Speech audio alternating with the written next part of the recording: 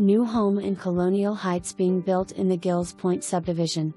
Home is Craftsman/ranch style home with 3 bdms, 2 full baths, direct entry 2-car garage and a very open floor plan.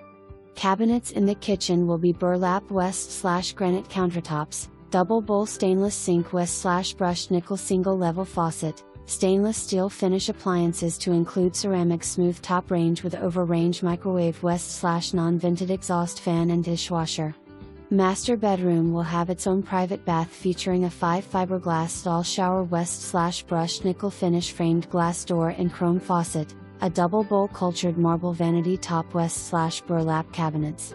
There will be light gray carpet in the bedrooms with luxury vinyl plank floor in the entry, great room, halls, kitchen dining area, utility and all baths in Moondust. Direct entry garage will have a Craftsman style overhead insulated garage door west/glass in top panel and garage door opener with 2 remotes. Garage will be sheet rocked with 3 electrical outlets and will not be painted.